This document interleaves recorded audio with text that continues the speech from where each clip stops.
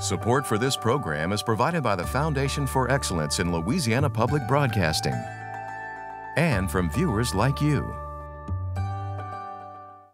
A global pandemic, Louisiana and the country at a near standstill. Today I'm issuing a stay-at-home order for the entire state of Louisiana. What you need to know about the evolving coronavirus crisis. Quite simply put, there is more that we must do. Tonight from the LPB studios in Baton Rouge, COVID-19, Louisiana's response.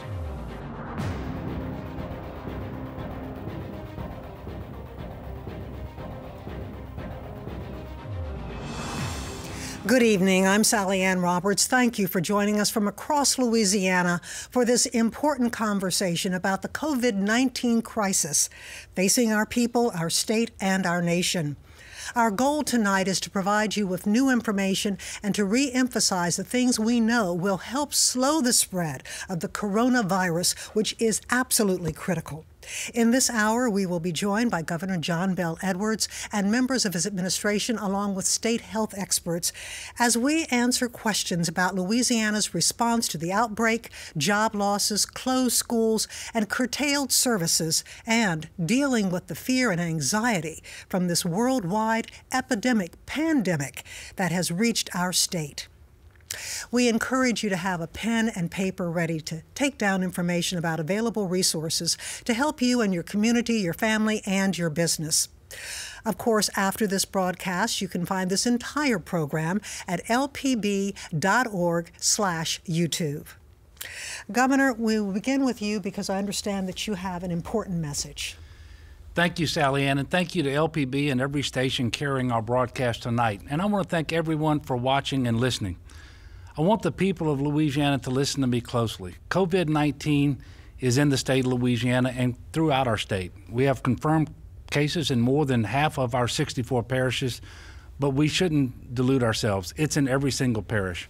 We need to beat this virus. The only chance we have of doing that is by flattening the curve, and the best chance we have of doing that is through the shelter-at-home order that I issued Sunday, which took effect at 5 p.m. this evening, just a couple of hours ago. It will stay in place until April the 12th unless we deem it necessary to continue. If you have questions about this order, you can visit gov.louisiana.gov. We have 1,172 confirmed cases, and 34 have died because of this virus. Our rate of growth is faster than any state in the country, or any country in the world for that matter. And I know that that's unbelievable to hear. It's hard to hear, but it's true. Our ranking is third in the nation in cases per capita, and this is why we need people to stay at home as much as possible. Don't go out unless you absolutely have to, and if you do need to go out, get what you need and return home. And listen, I know this is completely the opposite of what we're used to and how we live in Louisiana. It's a major adjustment, but it is necessary. We need to make this adjustment now so that we can get to the other side of this. The virus is here and everyone needs to act as if they have it. Our only chance to get past this, which I know we can, I know we will, is if everyone takes the mitigation strategy seriously, stay home, stop the spread, save lives. We're going to give out a lot of important information during our conversation. I implore everyone to take heed in order to ensure that we don't overwhelm our capacity to deliver health care. Thank you. Governor Edwards, when I think about flattening the curve, I think back to 2016. In August of 2016, we had a deluge in Louisiana. 30 inches of rain in a very short period of time caused catastrophic flooding. Now, if we had that same rain over months, it would not have caused any problems. But this is what we're talking about here. We are facing a flood of cases if we don't change things. Yeah, and the difference is when people were watching the rainfall, there was nothing they could do to stop it. But we have everything to do with whether we're going to flatten the curve. What we have to do is we have to slow the spread so that the graph doesn't peak too quickly, too high, because that will overwhelm our capacity to deliver health care. So we need to flatten the curve, extend the duration of this event so that we don't overwhelm our capacity to deliver health care. And that's how we're going to save lives. That's how we're going to get through this in much better shape. And it's up to everyone to play the part that they've been given. And it's not a part that they wanted, it's not a part they asked for, but we have to do this together as citizens. We have to be good neighbors to one another. And that's why these mitigation measures are so important, Sally Ann. Now, thank you very much, Governor. We have some medical experts here tonight who are going to give us an update on what we can expect. Dr. Alex Biu is the Assistant Secretary of Public Health for the Louisiana Department of Health, and Dr. Catherine O'Neill is an infectious disease specialist with Our Lady of the Lake Hospital in Baton Rouge. And we thank you both for joining us. And Dr. Biu, I want to start with you. Let's talk about testing. We have to know where this virus is, and that's why testing is so crucial. How is that going right now? Well, we've seen a dramatic increase in the capacity to test and frankly, in the numbers of tests across the state. It's kind of breathtaking to just take ourselves back 2 weeks when we had our first case. And where we were as a state in what we thought was going on, and certainly our ability to test. We now have commercial tests available. Over 6,000 of those, over 4,000 of those, or nearly 6,000 of those have been reported. We have our own state lab that has increased its capacity just in the last week, improved its efficiency by 35%, really enabling us to answer critical questions that make an impact on care. Does somebody need to be quarantined in the hospital or isolated in the hospital, using up valuable protective equipment or not? Can we move them to a lower level of care? And most importantly, do we need to reach out to other people who may have been exposed to this individual? And testing is what can answer that question for us and let us know how the spread may be going. And Dr. O'Neill, we've heard about treatments that might be available. What is available right now? What's available right now is supportive care. There are lots of medications that we've been hearing about in the news and medications that people have tried in the United States, mostly under clinical trials, but some of the newer agents that we've heard a lot of promise about are actually available to patients with underlying rheumatologic diseases. We've heard about those medications, but they haven't been proven to work. And so we are using those only as part of clinical trials. At this point, we don't know if they work effectively, and studying them is the only way to know if they work. We've also seen some drug shortages, and there are people in the United States who need those medications to control their disease. So we're trying to use these medications as part of a clinical trial so that we can do it in a systematic fashion and know if they really work. And a vaccine is what, more than a year away, A vaccine perhaps? is at least a year away, because just like medications, we have to study the vaccine, make sure it's safe and effective before we give the vaccine. Now, we have gathered important questions from the public and hope to answer many of them tonight.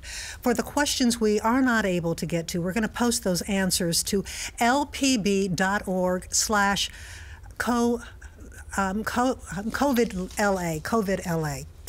Dr. Biu, one of the questions that we have received came from someone, her name is Deborah, and she lives in Metairie. She says, my husband may have been exposed to someone with the coronavirus. I have come down with a cough and a headache today. Should I get tested? And also, we'll let you answer that question first. Sure. So certainly our recommendation is that if somebody knows that they've been in close contact with somebody who has COVID-19 or has been infected with the coronavirus, we do want the people that they've been around to be monitoring for symptoms, looking for fever, looking for shortness of breath, cough. Now sore throat's been added to that list because we're learning more about this virus over time. And if they develop those symptoms, the most important thing is to call the provider, call your primary care provider, explain what's going on, and certainly get the advice on whether you need to be tested or not. In this particular case, I'm not hearing that the husband who might have been exposed had any symptoms, but it's still always the right answer to go ahead and call the provider and see what kind of advice they're getting about testing. Okay, Dr. O'Neill, our next question comes from Emma from Lake Charles. How long is a person contagious even if they are asymptomatic? And that is so frightening for so many people, that you can be contagious even before you have symptoms. That's a great question. Right now, the guidance is that if you've had the infection, that you take precautions for at least 14 days, because we know that there are some people who can shed for a prolonged period of time. In any respiratory illness, if you're asymptomatic, you probably shed less than a person who's actually had the infection, so that makes it safer. The other thing that we know about this novel coronavirus that is very different from its cousins like SARS is that you shed a lot at the beginning of the infection, and then it tapers off fairly quickly. So there's a new study out of Germany that shows that by about day 8 of your illness, you're really not infectious at all. We can find the virus there if we use highly scientific techniques like PCR to find parts of the virus, but you're probably not infectious anymore. Okay, let's very quickly, Dr. Bu, when can we expect this virus to peak in Louisiana? Well, I wish I knew the answer to that question. What I can say is we're looking at the data that we're getting every day on people who are confirmed cases and trying to plot out, as the governor said, our rate of increase was remarkably high. But behind those numbers, there's also that our rate of testing was our ability to test was low initially. So what we're really finding out is the level of coronavirus that was already in the state. As we start to reach a steady state, we'll have a better chance of predicting. But the most important thing is we won't know really for another week or so whether the measures that we can all take and should be taking now are going to have the desired effect of reducing the spread of coronavirus. So it depends on all of us. That's right. We have a lot to say about what happens to our numbers in the coming days and weeks. Thank you both very much. The governor is going to stay with us. Coming up next, we are going to switch topics and talk about how this crisis is impacting the state's businesses, jobs, and workers. But first, here are some helpful resources.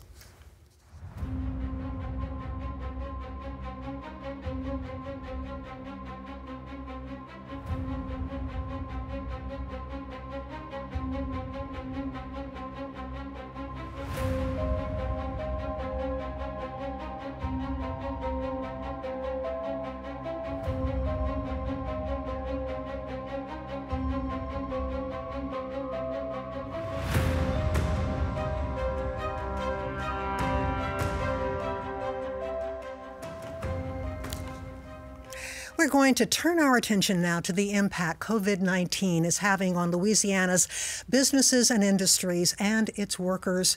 I want to introduce to you Kimberly Lewis Robinson, who is Secretary of Revenue for the state of Louisiana, Ava Dejoie, Secretary of the Louisiana Workforce Commission, and Marquita Walters, who is Secretary of Children and Family Services. First, Governor, a lot of people are living from paycheck to paycheck. They're in a desperate situation right now. They are, and my heart goes out to them, and I know this is a very difficult situation. And obviously we're going to do everything that we can to bring relief to these individuals just as soon as we possibly can. And look, we want to stand our economy back up and get people back to work, get businesses back open, but our first order of priority is to limit this spread. Try to make sure we don't overwhelm our capacity to deliver health care. But for example, we've requested and have been given statewide Small Business Administration, they granted that request. So those SBA loans are available to small businesses all across the state, regardless of which parish they're in. So that's available to small businesses.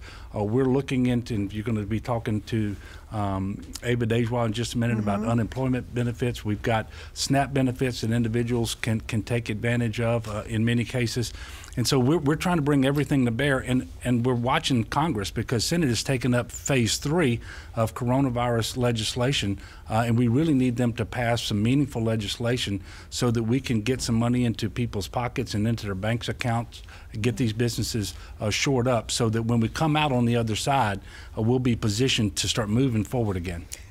And Secretary Dejoie, tell us about the unemployment applications. Well, the best place to go to apply for unemployment benefits is online at www.laworks.net.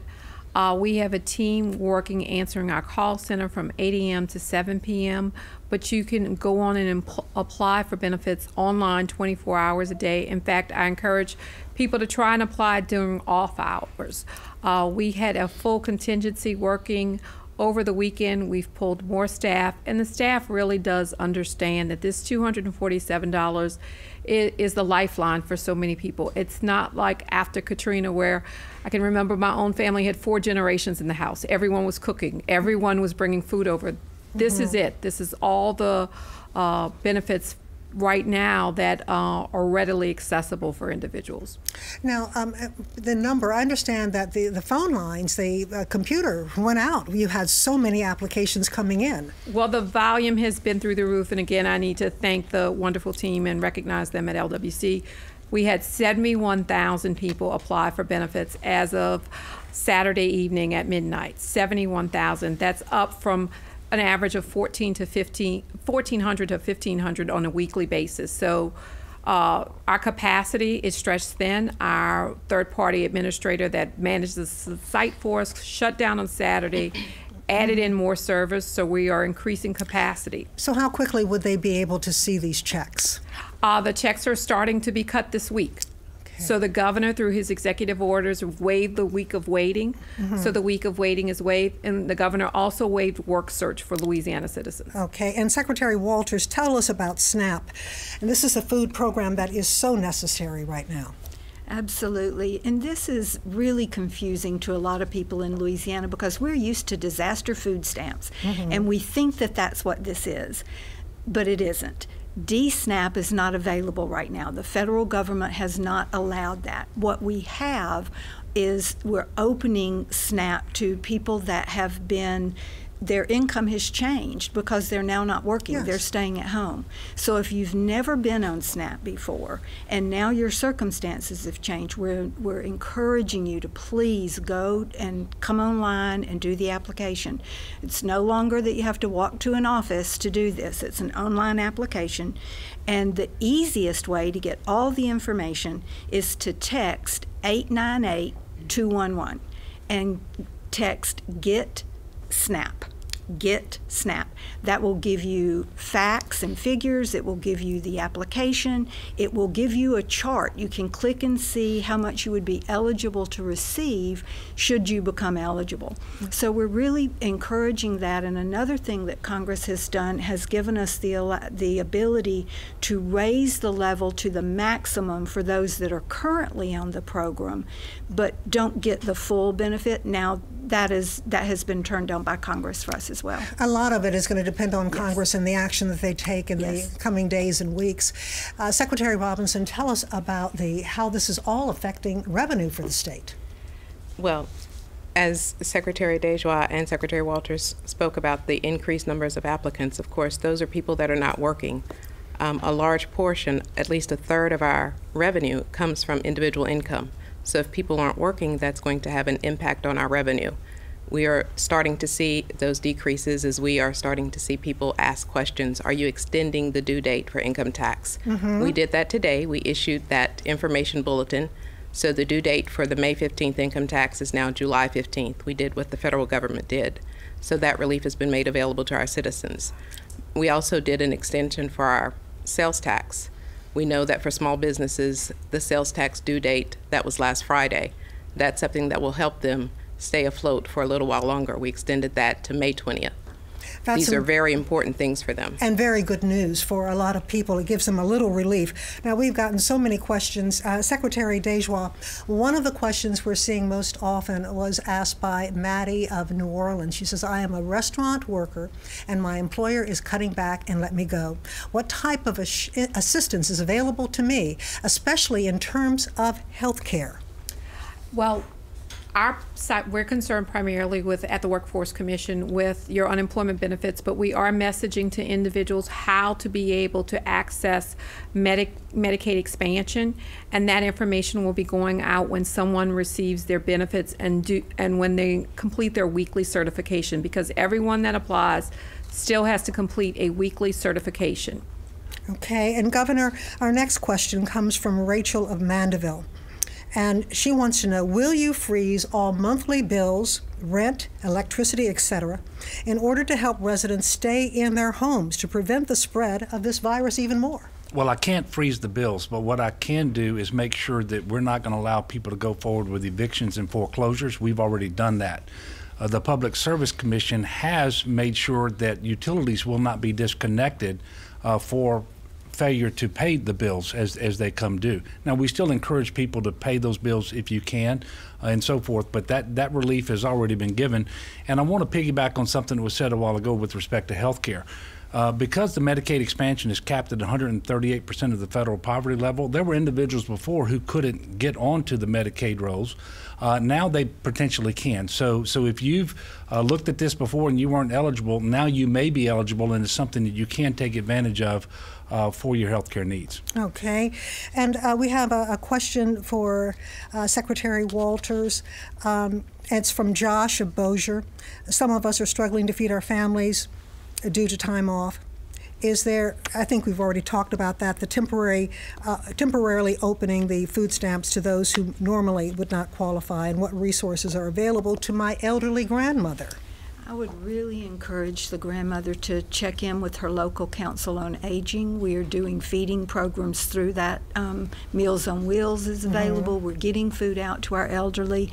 She certainly should be applying for food stamps. If she's not already on the SNAP program, we would want her to do that, because we really are watching our elderly very closely. We really want to take care of those nearest and dearest. And Secretary Robinson, this question comes from Ashley in Shreveport. She says, how are you helping small businesses, restaurants? How do you foresee them being able to stay in business when all this is over? How do you suppose the many employees are going to survive?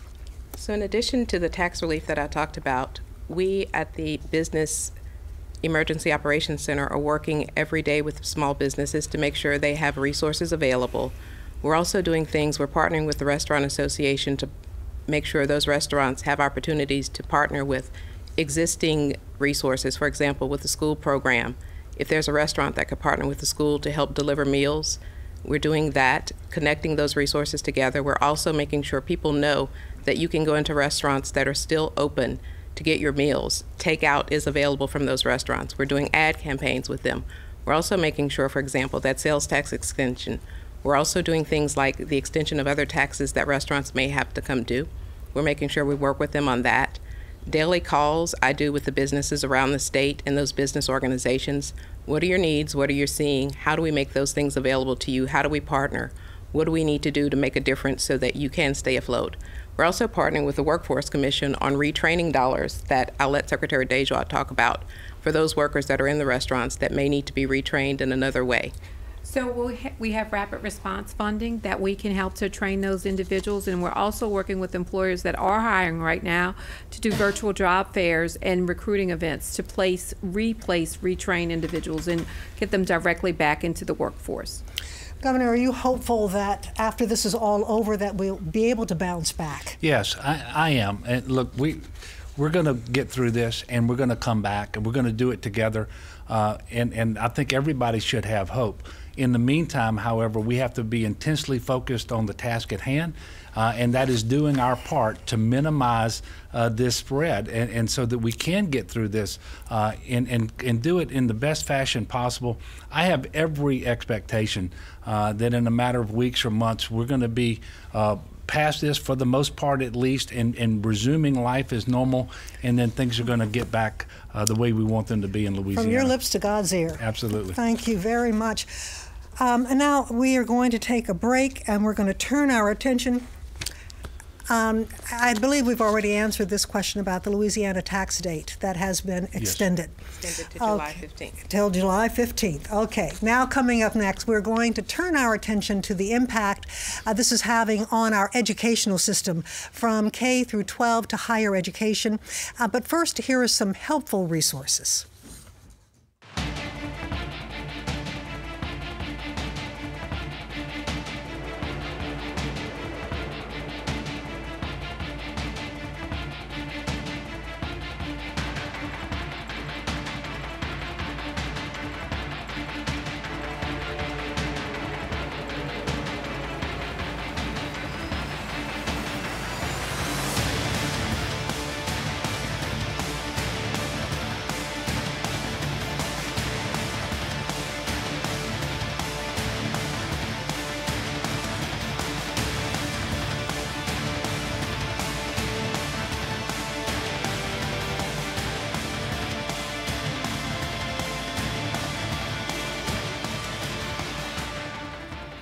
Thousands of Louisiana students are out of school because of the COVID-19 and are now transitioning to at-home and online learning environments. There are many questions about how the school year will conclude, and joining us now to talk about the impact on the educational system and resources for students, teachers, and families are Dr. Kim Hunter-Reid, Louisiana's Commissioner of Higher Education, Beth Ciano, who is the Acting Superintendent of Education, and Christina Melton, Deputy Director of the Louisiana Public Broadcasting. Governor, I want to start with you again. How realistic is it to expect that schools will reopen before the end of the school year? Well, we're going to evaluate that as the calendar rolls on and the facts change, and we closed them, I think, through April the 12th. Mid-April. Monday after Easter. Yeah, and so we're going to evaluate that. It's my hope that school can resume, but we know that even if schools resume, that the education has been disrupted to the point that there were some things that we needed to do. And so I requested, for example, I issued an executive order where I suspended certain statutory requirements related to testing and assessments and evaluations and instructional minutes and attendance and those sorts of things. And then Beth will tell you in just a little bit, I'm sure, that she then had to request a waiver from the U.S. Department of Education because of the Every Student Succeeds Act, where we had contractually obligated ourselves to do the things that I had suspended. We were told today by the president that those waivers would be forthcoming, and I don't know if we've received them yet. But this has been very disruptive, and I hate this for our children and our families. I'm asking our parents to do what they can to keep their children engaged now with as much educational programming, the distance education, if they have that opportunity, but do everything that they can to make sure that the children don't regress during this time that they are away from school. And Dr. Reid, I'm going to let you pick up there. Beth? Yes, well, we have made plans at the department to help immensely with regards to support to K-12 education.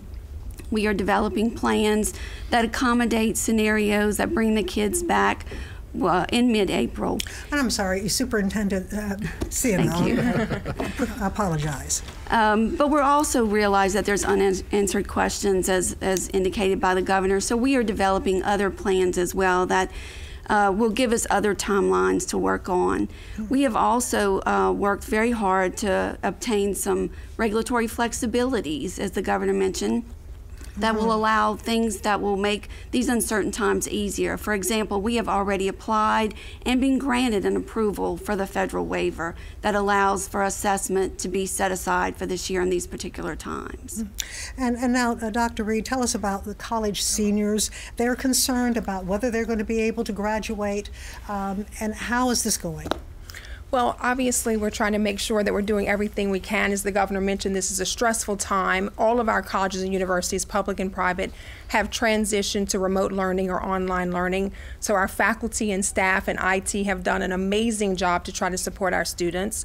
Students are creating community. Obviously, that's important. And we want to make sure that we're doing everything we can, as the governor mentioned, to make sure that students are on track to complete.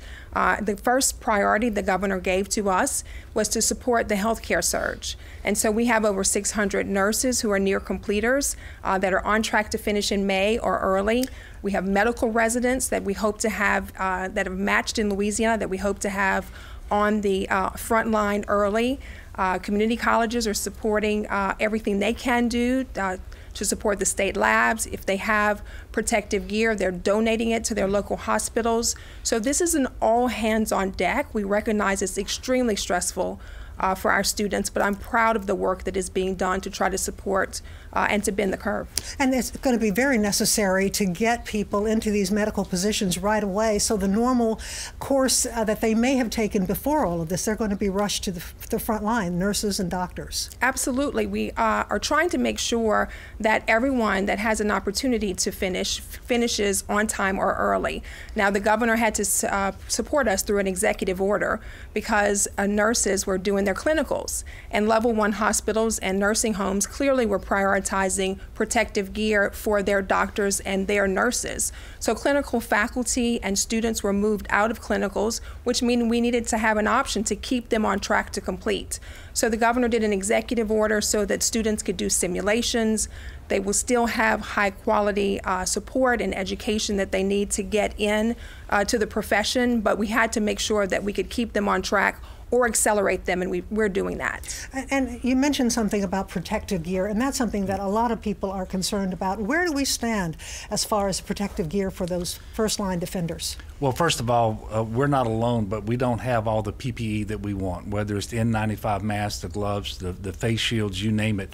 We're working with FEMA because that's how we're acquiring PPE as a state, as we've been instructed to do by the federal government. We're making requests. There have been shipments from the defense, National Defense stockpile that have come into Louisiana. As soon as those things come in, we're pushing them out to the various parishes that have made the request. In the meantime, we're also trying to procure these items on the market, as are all the healthcare providers through their normal vendors. Yes. And so it's everybody's working as hard as they can. I'm not going to tell you we have all that we want or that we know that we're going to be able to get all that we need, but we're working extremely hard. It's a conversation that we had today with the Vice President, in fact, on the phone with as part of the task force that he stood up on coronavirus. And Christina Melton with LPB, I want to talk about going back to the educational picture. You have really been on the front line in trying to reach out to students through public television. We have, and I can speak to this as a mom with 3 boys at home doing distance learning now. So this is a stressful time, and we know parents need support and help, and educators need support and help. And so LPB is doing all it can on multiple levels to really try to be there for our educators. We have we've created a broadcast schedule where people who do not have access, a lot of our citizens don't have access to the internet or computers, and so we have created a section of our broadcast schedule from noon to 5 every day with middle school and high school social studies and science content that we've been working on with the Department of Education very closely to develop. And then we also have our award-winning PBS Kids programming in the morning every day from 5:30 a.m. until noon. And then we also have the 24/7 PBS Kids channel, which is just award-winning educational content, which is the only educational content recommended by name by the American Academy of Pediatrics for helping early childhood outcome. Bravo. So we're very proud of that. In addition to that, we've created an online learning web resource called that you can access at lpb.org/@home, and it has hundreds of resources, digital resources for educators that are free online, standards-based materials for every grade level and every subject that teachers can go and access. And then we also have a service called Bright by Text, which is a free texting service for parents that they can sign their children up and receive free texting information localized to tell them about things that are coming up with the Department of Education and other resources and other parent tips that can help ease stress in this time of great concern. And you can feel the pain. You're a mother of 3. I can. It is real. I'm going to go to Superintendent Ciano. This is very important. Meals for children. School may be out, but children still need their meals. Where do we stand with that? Well, we have been working closely with those school districts who have been providing meals to the students. They have faced some challenges with regards to that and have done a wonderful job. We are so appreciative of all the work that they've done in serving our students. We are working very closely with them to transition and answer a lot of questions between the last couple of days, and we'll work very cooperatively with in getting answers to how we move forward from here. Okay, and Superintendent, we have a question for you from Sapphira of Shreveport. She says, with school closures and the suspension on standardized testing, what will be the impact on the 2021 school year, grade placement or graduation? And what plan is in place to ensure accurate performance levels and grade placements? Well, that's what I spoke of earlier. We are running scenarios right now that look to the future of re-engagement and what that might mean to our students. things are uncertain at this time, so we have several plans in place to make sure that we can address whatever comes next. I guess there's concern about, will the child be promoted to the next grade? Will there be a problem with the online learning? Is the online learning going to be sufficient to assess the appropriateness of promoting the child? Well, I think we really need to examine that closely. We are working on examining that right now, look to what might be best for the children. And we have a question here for Christina Melton, and this comes from Julie of Chalmette.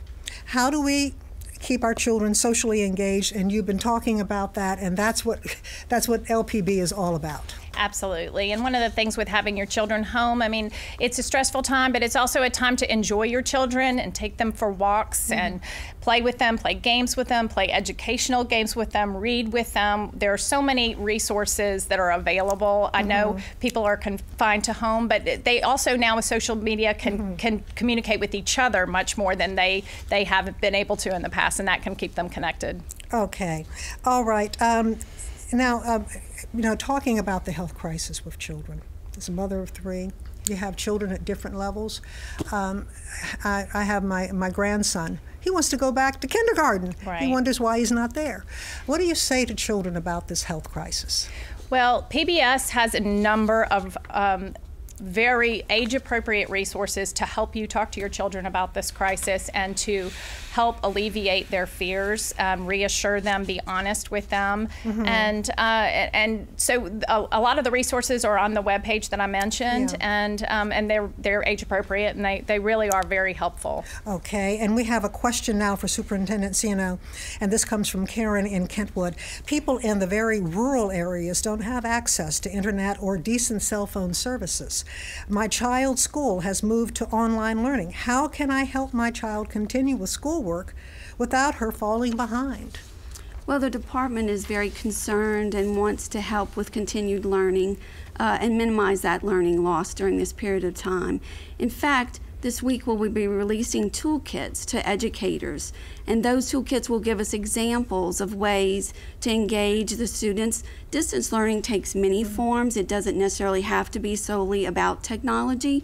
Parents should always seek assistance from their schools or their school districts with regards to possible free internet access or possible devices that can be taken home.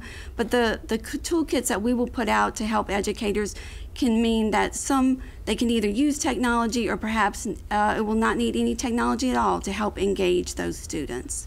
And I want to ask you, go ahead. To add to that, I know that the state librarians are identifying all the places that you can access with free Wi-Fi. I know that LSUA is providing for K-12 students and our colleges and university students a place where you can park safely in your car and access the Wi-Fi from that institution. So I certainly want to support what Beth said about it doesn't all have to be about technology, but the digital divide is real.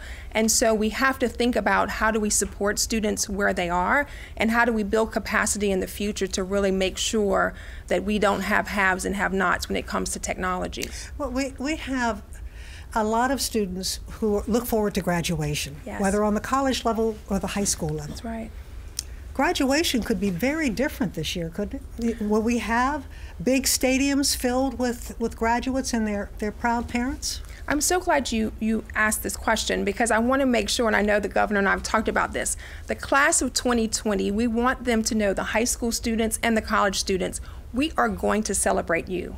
I don't know when it will be, I don't know how it will occur, but those students that have worked tirelessly to make sure that they have the grades to go on to college, or college students that have worked so hard, some of them first in their family to graduate, that have worked so hard, we will make sure that they will not be a footnote in this pandemic. We will celebrate those students at the right time. Absolutely. You know, and I just want to say this has been an unprecedented challenge.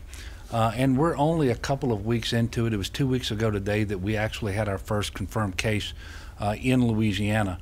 And so we don't pretend that we have all the answers, but what I can tell you is everybody is working nonstop to do the very best they can by the state of Louisiana, and that certainly includes our children. In fact, it includes our children probably more than any other group of people. And so I just want to thank all of these people. In fact, everybody who's been here tonight, not just for the work they've already done, but because of the work I know that they're going to continue to do on behalf of all the people of the state of Louisiana. Okay. Now, what about the TOPS program? And is that going to continue? I know this has taken a big hit on the budget. All this Well, I have every expectation that the TOPS program is going to continue, that we're going to find a way to make sure that we fully fund that program. It's a commitment that we've made to the kids of Louisiana. You know, if they take a certain curriculum, if they have a grade point average that meets the requirements in an ACT score, but there is no doubt we're going to have a lot of challenges. But working with the commissioner and the folks at LASWA that comes under the Board of Regents, we're trying to minimize the turbulence within the TOPS program and within the lives of seniors, high school seniors, who are looking forward to next year. And so we want to make sure that all those young people who should be able to participate next year are going to be able to do that. All right. Well, thank you all for joining us and talking about this very important subject, the education of our children. And there is so much more information here, and we will have it all online at lpb.org/COVID. And the emotional and mental stress can be heavy. When we come back, we're going to be talking to faith leaders and a mental health professional and take a few final questions. But first, here are more resources.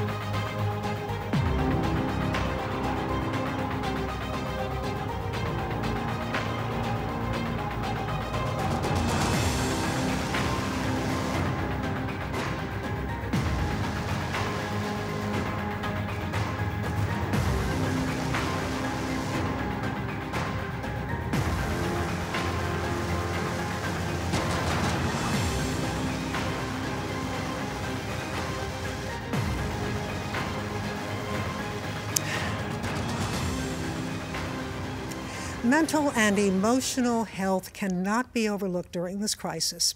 We are being joined right now by Dr. Jim Hussey, Medical Director for the Office of Public Health, along with Dr. Sam Tolbert, who is President of the National Baptist Convention of America International Incorporated, and Bishop Michael Duca of the Diocese of Baton Rouge. And we thank you all for joining us. And I want to start with you, Dr. Hussey. What kinds of, I know that there are lines open now where people can call and get counseling. What are you hearing from people? Well, obviously there's a lot of anxiety out there, and there's a question about, will I be able to continue to have the services that I've been having? So if someone has a mental health or substance use issue, of course, one of the main questions they have, will they continue to be able to see their provider, get their therapy, get their services, get assessed? And the answer to that is yes.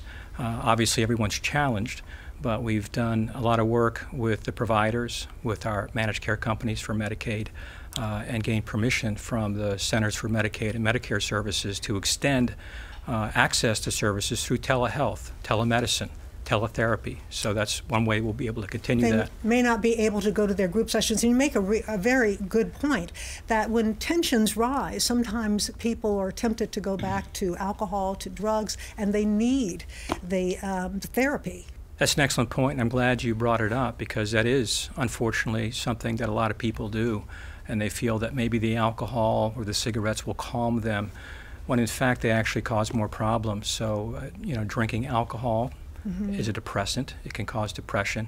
It decreases good sleep, and sleep is very important for mental health and physical health.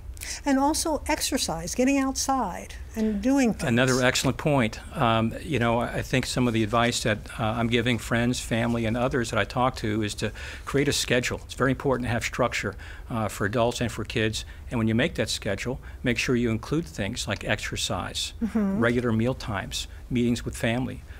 Schedule in time to call friends and family that may need additional support, but exercise is critical. I exercise at least 3 times a day: walk, ride a bike, do YouTube exercises. Yeah. Well, you know, I did something. I was outside and I was giving a little speech on, you know, Facebook, and someone said, "Go back in your house." But this stay-at-home order does not keep people from going out, as long as they keep their distance. Yeah, you need to practice social distancing and make sure that you don't come into contact with people. But we do encourage people to go outside, go into the yard, play. Encourage your children to do that. I mean, that's one way that you can actually continue to live with your children whenever you have them at home for an extended period of time. But those sorts of things are not only allowed under the stay-at-home order, but they're actually encouraged. And so tell us more about the stay-at-home order, that people are confused about, you know, being locked up in their house, or what can they do? Well, first of all, I want everyone to understand that the stay-at-home order was fashioned in reliance upon CDC guidance, working with CISA to figure out who the essential workers are and the essential businesses that need to stay open. That's the Cybersecurity and Infrastructure Security Agency, that's part of the Department of Homeland Security.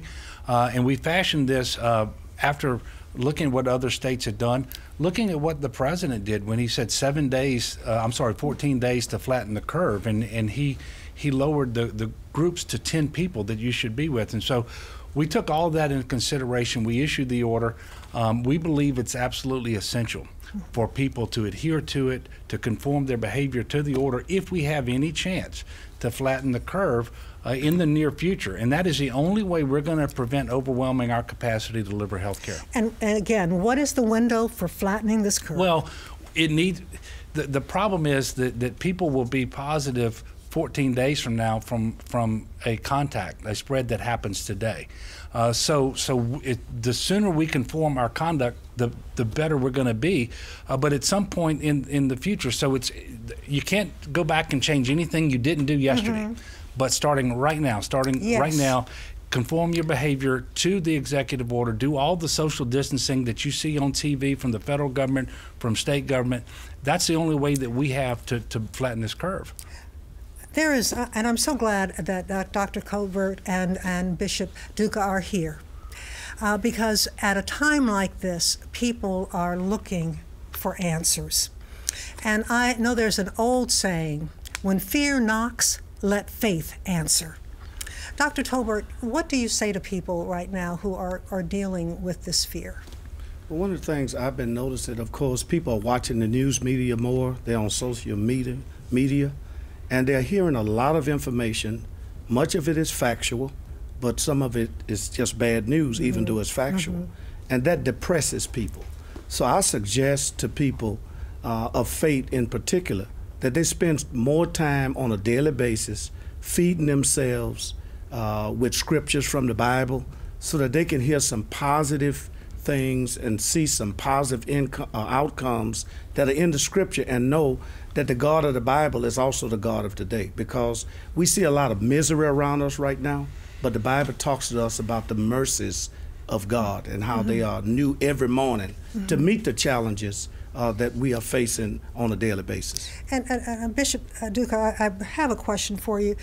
We received the news today about Archbishop in New Orleans and Archbishop Gregory Amen, who has contracted the COVID virus. Do you know anything about his condition right now? No, all I know is probably old news now, but that all he had was a slight fever bump, and so he went and got checked, and that's the most I know. He was proved positive that he has the virus. I guess it'll depend now to see how hard a case he has, but I texted him today and left a message for him. He texted me back that thanked me for my prayers, and so he's getting around enough to answer his text. So. A lot of prayers are going up for Yes. Archbishop Amon. I want to ask you, there's a question that I would like to ask you about. And this question comes from, let's see, where is that question? Do we have that question? Okay. This comes from Monique in Alexandria. What would you say to other pastors about the importance of being creative to meet the spiritual needs of their congregation? I have to tell you, I don't think I have to tell them anything. I mean, before I even got online with the Mass, most of my priests were either trying to either stream Masses, they're encouraged, their Bibles. I've been calling my priest all week to talk to them and see how they're doing. The Bible studies are going online. They're going by conference calls on the phone. People are connecting. Pastors have not only Mass being streamed daily and on Sunday. We have one pastor that at 9 o'clock every night, he calls it evening prayer and check-in. He has evening prayer and just open conversation on the web and a chat room that you can check in on. The people and the pastors are really doing a lot of good work. And they're also using old technology. They're finding that prayer trees, for example, that are already connected through phone lines are a good way to pass information. So there are all kinds of ways that people are trying to stay connected with their community of faith. Okay. And now, Dr. Tolbert, I want to ask you about this. All faiths are based in love. Yes. All faiths talk about the importance of love. In obeying this order by the governor, isn't that a way of showing love to our neighbors? When I'll just say this to you. Today I was at a Walgreens, and I looked across the store and I saw a lady, and I just stayed back, and I just felt I was showing her love by not getting close to her. And I just think that we need to make that clear, that this is about our faith. When we do things that will stop the spread of this disease, yes, then we're showing love. Yeah, I think, we're so accustomed to a hug expressing love. But for the time that we're in, the distance that we keep from people to prevent them from getting infected with this virus is an expression of love. And it's just like this afternoon, I would have loved to shake the governor's hand when he walked in the studio. I almost went up there myself. To keep him from getting infected or me, Mm-hmm. I kept the distance. Yes. And I think it is an expression of love in a new way. Just like, we're reaching out now, many of our churches, to some of the seniors in our church and making sure that every day each one of them is checked on. Because, again, they're not going to be coming into the worship space on Sundays. So there's a whole lot of time lapping between the time that we'll see them again. So we're trying to get people to check on them. That's an expression of love. And you don't have to go to their door all the time to check on them. You can call them. Call them. Text Just them. a call. Yes. And I think maybe people are reaching out more, Governor. It's about being a good neighbor. Absolutely. And I'm reminded of Luke chapter 10. That's all about being a neighbor. Who was the neighbor to the robber's victim? Well, we have to find new ways to be neighbor in light of the challenges presented by this virus and this disease, COVID-19. And I am very, very proud of the faith community, the faith leaders across the state of Louisiana, because in very short order, they have found ways not just to stay in touch with their particular congregations, but to serve as examples to people who may not go to their church or may not go to church at all. And so this is another example of what I see every time Louisiana is challenged. Every emergency, every disaster, people step forward, and their leaders, and nobody does that better than the faith leaders across the state of Louisiana. And I think also, there's been such a gap between the millennials and some of the other generations, but I see millennials coming together with some of our other generations, trying to help them, especially in the area of technology, because they're tech savvy. Yes. And so we can make use of that now and bridge the gaps. Yeah, that's a real blessing. And, Governor, we've gotten some questions, and I should ask you about this. People are concerned about daycare centers that are still open, and they wonder why the daycare centers are open, because there is no separation between a child and a daycare. And we're working with early learning centers across the state of Louisiana. We want those that can stay open to stay open. It's a difficult balance to strike, but for example, we need our healthcare workers to be able to go to work. And in many cases, they are not going to be able to go if they don't have some place that can take care of their children. And so we're trying to strike the right balance. We're working with the Department of Education, with the Department of Health, the Office of Public Health, to inform their early learning centers of exactly what changes they need to make in order to keep the children safe and to stay open if possible. And we're working with them every single day, Sally Ann. Okay, Governor, we have a question for you. This comes from Scott in Baton Rouge, and he says, are preparations being made to use sports arenas as makeshift hospitals in the event that local hospitals run out of space? Well, we're surging our capacity across the state of Louisiana within our existing footprint of hospitals first, because that is the obvious place to go, and the staffing challenges are just a little bit easier there. Then we're going to surge at our Tier 2 facilities, our long-term acute care facilities, for example, rehab hospitals. And then beyond that, we are going to have step-down units that we're going to have to stand up and create. We're working actively as I speak to identify the best possible locations, first in the New Orleans area in Region 1, because that's where the heaviest caseload is. But we're going to identify those areas, those facilities, I should say, across the state. And it's too early for me to say tonight what that's going to look like, but we know that we have to bring additional beds online for people who don't need the acute care or the ICU bed in a hospital, but they're not quite ready to go home either. And if we can get people out of the hospital sooner and have them move to those beds, then that's another way of increasing your surge capacity. And we're coming to the end of our program, and Governor, I want to give you a chance to give a final word. Well, thank you very much, Sally Ann. You know, the hour has gone by very quickly, and I want to leave everyone with this. The decisions that I've made have not been easy. I'm fighting to save our people, and I need every single person in Louisiana to be in this fight with me. We must flatten the curve in order to reduce the spread of the coronavirus in our state. We're not there yet. Everyone needs to follow the mitigation measures to minimize social contact and slow the spread. Nobody knows how long this is going to last, but we do know that right now Louisiana's trajectory threatens our ability to deliver care and to take all of the information that you've been given tonight during this program and use it. We know it works. We're posting updated information every day on our website at gov.la.gov. There are many life events like weddings, families, gatherings, reunions, birthday parties, and even funerals that have been altered because of this virus, and I am very sorry about that. But I know the heart of the people of Louisiana, and I know that we will celebrate and dance together again, and I want that time to come sooner rather than later. So please, stay home, stop the spread, and save lives. Isaiah 41:10 says, "So do not fear, for I am with you. Do not be dismayed, for I am your God. I will strengthen you and help you. I will uphold you with my righteous right hand." Let's continue to work and pray for one another. God bless you, and thank you. Amen. We want to thank you, Governor. Okay, I'm sorry. I thought we were all out of time, but we have a question for one more question. Okay. And I've heard about fasting. Are you planning a fast? Well, I'm a Catholic, and I fast every Lent multiple times, and certainly it's a Lenten period now. But I'm going to do a day of prayer and fast tomorrow, and I'm just going to encourage people across Louisiana, if they are of a like mind, to join me in that so that we can unite our prayers together for our state, for our country, for everyone with the virus, for those who've already perished, and that we will be able to come together, flatten this curve, and take care of one another. All right. Well, Governor, I'm going to join you in that. Please do. Fasting and praying tomorrow.